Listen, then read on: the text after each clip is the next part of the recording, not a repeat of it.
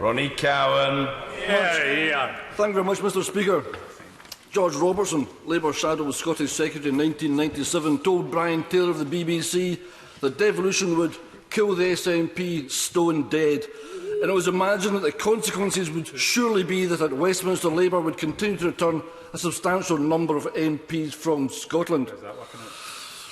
They accepted that the new Parliament should be elected by proportional representation, and with that Labour might not be able to win an overall majority. That would involve sharing power with the Liberal Democrats. But the attraction was that they thought it would be impossible for the SNP to win an overall majority. Devolution was meant to kill the SNP. But as we know, as every Scottish schoolchild knows, the best laid schemes of mice and men gang after gley. Instead, we have now had 12 years of SNP-led government, and we've shown that even with limited powers, we don't just talk the talk, we can and we do walk the walk. And what has happened during 20 years of devolution? As the trust and understanding has grown, the Scottish electorate have come to the decision that the Scottish Government has more influence over them than Westminster does.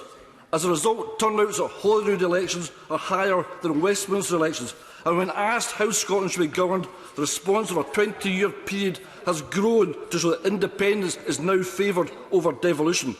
This doesn't happen by accident.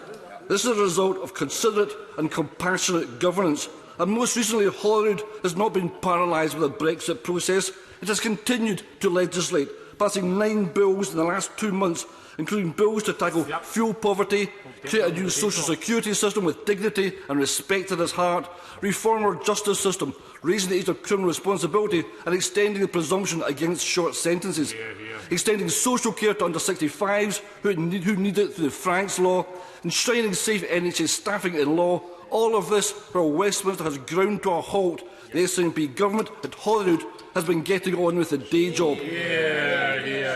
Now the United Kingdom is against Scotland's wishes. Leaving the European Union, the UK will have to change its constitutional arrangements.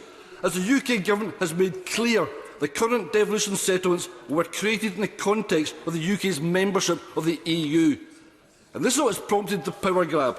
While the UK government continues to distrust the devolved parliaments, a constructive relationship is extremely difficult to maintain. In the Public Administration and Constitutional Affairs Select Committee report, Devolution and Exiting the EU, Reconciling Differences and Building Strong Relationships, it is stated that the shifting of Wales from a conferred to a reserved powers model indicates that the reserved powers is now the constitutionally preferred model for devolution within the UK. Powers are not conferred by the UK Parliament onto the devolved legislators.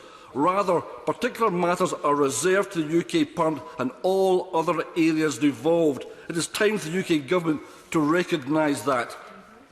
Mr Speaker, as was mentioned earlier on by the honourable member for Perth and North Perthshire, Winnie Ewing celebrated her 90th birthday yesterday, and she said at the opening of the Scottish Parliament, "The Scottish Parliament, adjourned on the 25th day of March in the year 1707, is hereby reconvened."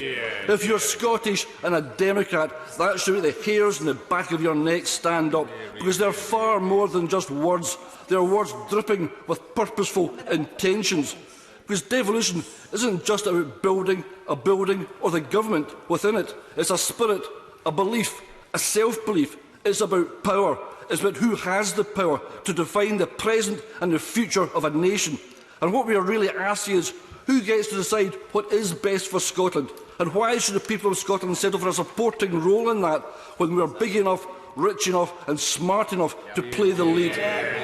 In conclusion, Mr Speaker, the intention of devolution may have been to satisfy the hunger, but instead it has fed the beast. And across Scotland, that glorious beast is roaring once again.